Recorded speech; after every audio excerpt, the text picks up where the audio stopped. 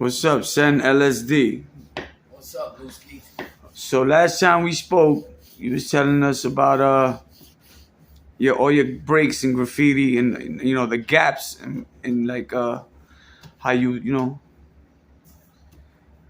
thought you thought you got forgotten about because you know all the gaps in the graffiti and all that. So what happened with that? Well, like I was saying a little bit the last time, the gaps come from that little. Well, actually, there's two gaps. The first gap was, I believe, 96 to 98. But I came home on work release in between that time because I got stabbed, and the parole board felt fucked up. They were like, "Let this kid go and shit." It was like I was like the second dude to, and I went to the parole board that day that they let go or whatever. Anyway, that first gap was for well, I was doing a lot of cocaine at the time, the early '90s and shit with VE, and I was with my boy, this kid Murr, MER or whatever. He lived in Bushwick Projects and shit. He didn't really know English and shit or whatever, and I was living with him, and we were on my mother's block going to visit my mother in Ridgewood, and he went down the block and he comes back down the block with some bikes and shit, some Cannondales or whatever. We were gonna like trade him off for coke and shit like that, and then come to find out it's the fucking police house that lives on my block. And he just so happened to be driving up the block at the same time that someone was coming down the block with the bikes. So I got bagged for that right on my mother's block, right in front of my house. Embarrassed my whole fucking, my mother, my fucking whole family. I think like the whole block of shit was you know, they knew about me or whatever. So that was the beginning of my fucking first stint of not being around for a little while. They gave me a 1.5 to 4.5, and then that. But like I said, I made it home on work release and shit like that. And then that's around the time I came home for a couple of weeks. That's when VE was still alive in '97, and you know, we all used to chill together. PG was alive still. VE, fucking all of us. Spot, Foe, Scuff, Kaz, we all used to. At that time. That's when everybody was all good. Like FTO and YKK was still always one. That was that one hot summer. That one hot summer, yeah, '96, '97. That's all. Even that's all was fucking. We were all good. Everybody was all good for that one good fucking amount of time. But anyway, then the second time was in 04, yeah, in the beginning of 04, around the summertime and shit, I was living with this kid in Maspeth and shit down by in Dessa's old neighborhood in Maspeth in JLC, right by JLC. And I was walking home on the tracks, and I seen like 5 dudes. I was by myself. I seen like 5 dudes, and they were ragging me, actually going over my shit. So I was like, I asked the one dude, you know, these little kids these days, they don't look like little kids or whatever. So it's you know, it was a little fucked up situation because the son was a little younger and shit or whatever than I was and shit. And I said, yo, what you going over that dude for? And he was like, yo, fuck that dude. He got beef with my man. And I'm like, yo, who's your man? And at the time, I had beef with this nigga, SI and shit. So he's talking about that's his man, this, that, and the third. And the nigga was going over my feelings. So, you know, basically, I grabbed him by his fucking North Face and shit. And I tried to cut his throat. You know, I figured if he dies, he dies.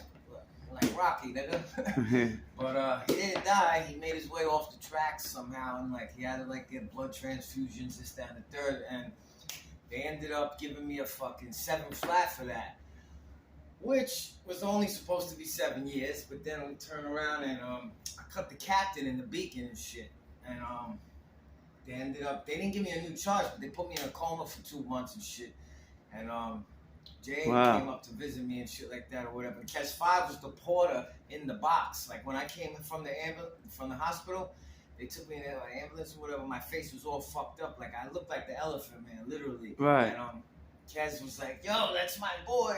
You know, and they were like, well, your boy's fucked up. He cut the captain and shit, man. He's going to be fucking administration segregation when he gets out of here. He's one of the gang leaders and this, that, and the third. He cut a captain. You know, I guess back then, at that time, 04, no one was cutting captains like that, you know what I'm saying? So that became a big deal and shit. And then that made a lot of noise for me in there, but it also got me 3 more extra years because it was only supposed to be 7 years, like I said, and Right. I ended up getting a 10 flat. So for the attempted murder on that kid and the fucking cutting on the captain and shit in the Beacon, that was in '04, and I ended up getting 10 years, and I ended up doing the whole 10 years because of, my background. Right. So white blood, you're not really. yeah, I was gonna say you just said something about gang. You affiliated? Yeah, I'm blood. You blood. Yes, and you know how that goes. And you're white, and on top of everything else that you gotta deal with, you got a lot of niggas that don't like that shit. No, not at all. Yeah, especially, the skin color thing. Is Sendo like your blood name also, or do you go? No, not at all. The Sendo, Sendo's Sen one, whatever. But yeah, I go by J Black in jail, and I'm Brim and shit. Hats up. J Black was given to me in like 1996, around that time. I had this guard body dude named True. That was my son, man. Good motherfucker. I talked about him on a Vandal album and shit like that or whatever. But my man True, he said, yo, you don't be moving like no white boy and shit, man. Where you from and shit? And I was like, well, I'm from Bushwick, and I live in Ridgewood, Queens or whatever and shit. And he's like, yo, son, it's crazy how you act, how you talk, all that shit. He's like, you're the only white boy that get away with saying nigga. And I'm like, yeah, I've heard that, a few times and shit like that or whatever. And he's like, yeah, not dead ass. He was like, yo, you black. He's like, what's your real name? I was like, Jason. And so he was like, yo, J Black, that's gonna be your name and shit. And he was like, yo, you got the element of surprise, my nigga. You a white boy. They looking for a black dude. You standing right there the whole time, and you just shoot the shit out of a nigga. You know what I'm saying? I'm like, yeah, exactly. So, and at that time, we was in type of spot we were in, but there wasn't a lot of homies there or whatever. So, they were always, everybody's like, yo, you just nigga J Black. And meanwhile, they got the white. I'm white, so it's like no one really. They'd be like, who the fuck is J Black? Nobody made the connection. Yeah, and so even like now, throughout these years, anybody that knows their shit. I used to be Murderous Mad Dog or whatever, and I was under Soul B. And you look at Soul B came home now. He's doing his thing. I know all the homies and shit, East Side. Anyway, all the homies, they see everything on YouTube and shit like that. Soul B's a big, he's a big thing and shit. He's a big fool. Like, he's a good fool. Like, he ain't no fucking slouch. That's the big homie. Like him, he taught me everything I learned.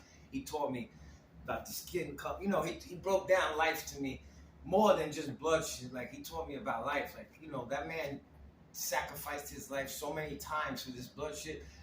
Like, literally, like, things he's done is history. Like Moshe, you know what I'm saying? Like, there's certain homies that are just kept fraud. Certain niggas, they go the extra length. Right. And Soul B's one of them, and I always looked up to Soul B. And like I said, not just on blood shit, but like in life. Like, he taught me mad shit. Right, and, real man shit. Shouting him out, like, basically, anyway. And he never knocked me for being white, you know what I'm saying? Like, like, at the time, there was a lot of homies saying, how the fuck is this nigga blood, and he's white, and, a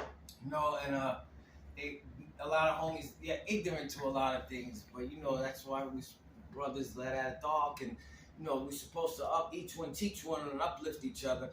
But, this whole thing, the blood thing became, we became our own worst enemies at this present given time and the way it is now. It's like, niggas like Soul B, they only coming down, there's not a lot of people like him anymore, you know what I mean? Mm-hmm. And a lot of, there was some situations as he was going through an all burn, blah, blah, blah, blah, blah. After doing he did probably like 22 years in the box, you know what I'm saying? A normal person, after 5 years in the box, you're gonna you fucked up. Mind. Yeah. Like, Soul B was never broke. He never let that system break him. You know what I'm saying? Like, he's a soul survivor for real, and that's what he embedded in us, like the history and knowledge of self and this and that, and you would never know that a person like me, Sendo or J Black, would know these type of things, but I know a lot of shit, there's more to the picture than just what people see or what they hear. You know what I mean? And Right. So B always taught me a lot of shit, and that's all I'm basically saying about him. But I left Murderous Mad Dog and I turned Brim in like 2012 or something, around that time, or whatever. Moshe was going through some shit he went through, and then he's got his own hat hood, Elite Mind Brim, and Elite Mind Brim. It was under, it was under the 9 hat hoods or whatever, and then after Moshe's another person like Soul B, basically, like they don't make people like them. These niggas, like Soul B and Moshe, like I couldn't even say nigga back in front of them. They're on some shit like that. But like I said, I'm the only white boy that gets a pass the way I talk or whatever. And my son Monster Brim too, boss shit, he be on me with that nigga shit and shit. I be going to his houses in the projects and they be like, yo, what's up with your man, a white boy? And they be saying nigga like, yo, what the fuck's up with this? That nigga be bugging. But anyway, that's how I talk. So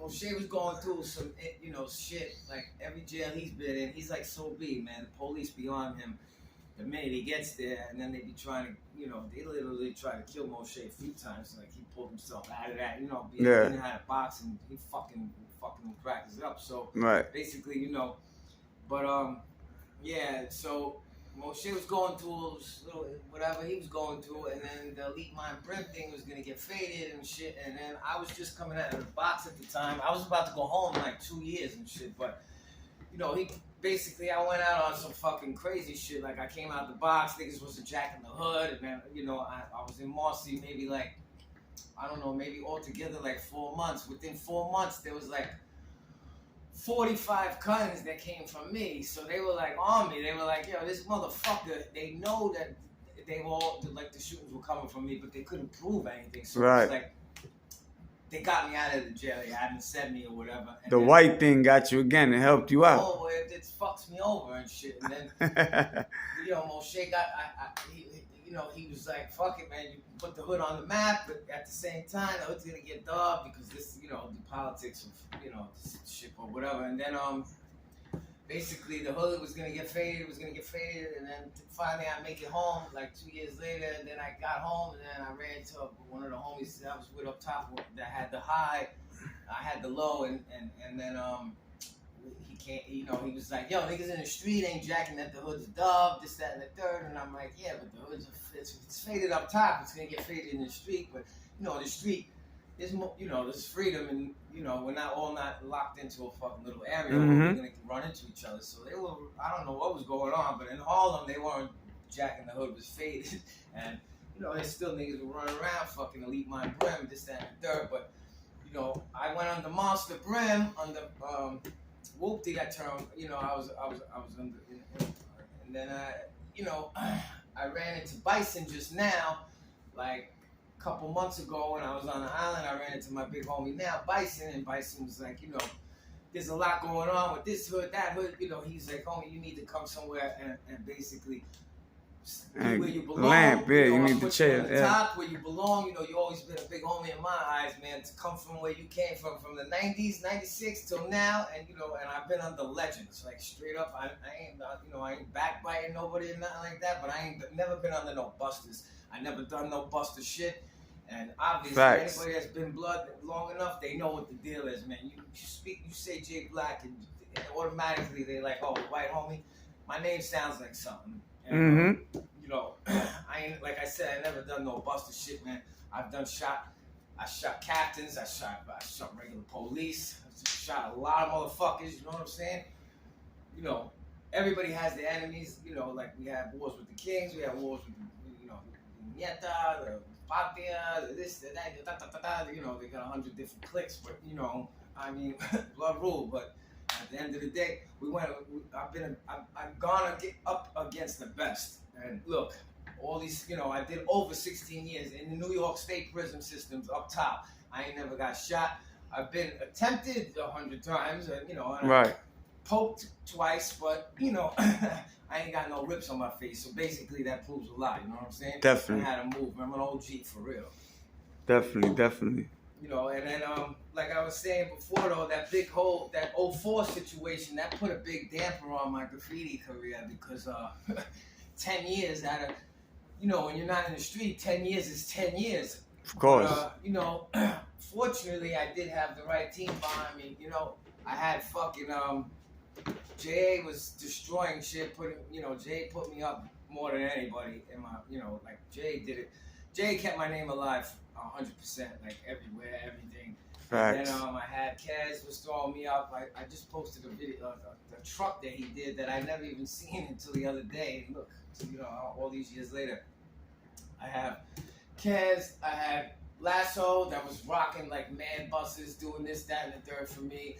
I had, like I said, I had J.A., Webb, I had Colo, fucking DG did like 4 or 5 CEND pieces for me. He did a clean train. He did the red, the red train he did for me. What else? Anyway, DG did a lot for me. CH, my peoples, and Ecstasy Crew, right? Everybody kept my name alive. Basically that definitely was a good thing. And then that's 10 years that I did.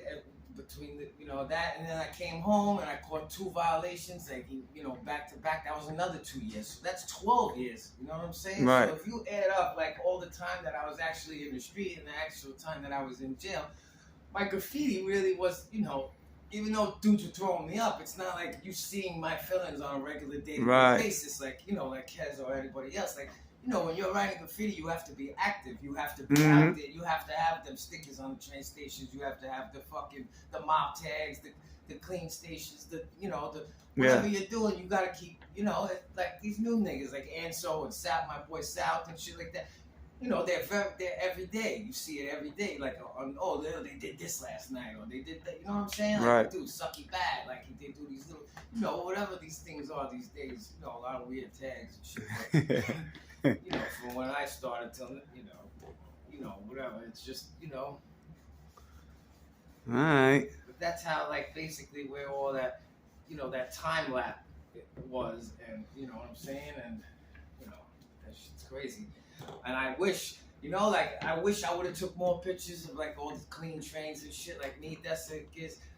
We even caught a little, A1s did things with us or whatever. And when I first started doing the clean trains and shit, I still GA, my boy GA NSK, he put me on to like Halsey layup, you know what I mean? Yeah. On the L line, because we lived right there from Norman to Halsey. It's right. Like fucking a hop, skip, and a jump and shit. We would smoke weed, blunts, or whatever. Right? That's when I just did regular drugs. I wasn't fucking, they got no fucking doing dust and all the bad things that I ended up getting involved in. But, we would smoke blunts and he would teach me about the L line, the escapes and this, that, and the third. And then fucking, I wish I would have got more pictures from like when, back in them days, man. Like, especially the clean trains, because we did so many. Like, Dessa has a lot of my pictures that ain't never really been, put out there, like on websites and stuff like that. That's why you see I only got a little selected few of clean trains that I did. But I did mad pieces. Like, we had, like, literally at least 15 CEND pieces clean trains that I've done, like, with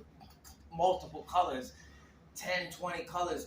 We used to live in them, y'all. Like, the Vandal Squad used to be hiding on one side of the fence, and we'd be behind my boy's house, sniffing coke, watching them watch us. You know what I'm saying? Like, that was our like backyard. Me, Des, and Giz, and Catch, and A1s and VE, and our little crew. But at the time, it was like just mainly CEND, Des, and Giz. That's the original MTV. Right. We did that. Like, that was our thing. The clean trains that we followed Ghost, Bruce, Cat, and all that. That they were our push. You know what I'm saying? Like, they motivated us to do the clean train thing like crazy. And, like Ket said, fucking, trains is where it's at. That's graffiti. That's graffiti. The trains. If without the trains, the graffiti probably would have never, like, that's the shit, the trains. So that's what we came up under them, basically. Ain't nobody, it's not like a fucking little you, big me, blah, blah, blah. You know what I'm saying? That's where we came from. That's our era. Right. That was the shit, Still to this day, I would love to fucking do the clean trains, but the Vandal Squad, I'm all over the fucking internet, my face. It's harder now these days, unless you do like 1,000 different names, and you know what I'm saying? I want to do my name. I don't want to write nobody else's fucking name. I want to write Sendo. I want to see my shit running. You gonna put some of them like pictures and stuff up on your page? the stuff that I'm doing now for this YouTube shit, I'm just gonna keep it on the YouTube or whatever. I'm not really gonna post pictures. I'm just gonna do a video here and there, like every other day or whatever. I wanted to get like more into like the jail stories and do all that, but I'm gonna save it for like another day when you have more time and I'm Definitely. trying to jump up in his bed to go to sleep. You know what I'm saying? So Yeah. but that's probably basically it for today. You know what I mean? I just wanted to put another video out for everybody. And you know, open the door to that jail shit because I know like a lot of the homies are gonna see it now, and that's just probably gonna go somewhere else with the blood and this, that, and the third. But I just wanted to open that door for a lot of the homies and shit. Shout out all the homies and shit, East Side, bring to the stones, shit like that or whatever. And yeah, that's basically about it. All right, there you have it. We definitely got a lot of questions that we want to ask you and a lot of stuff we want to know about that we know you know. So there you go. CEND LSD. We out.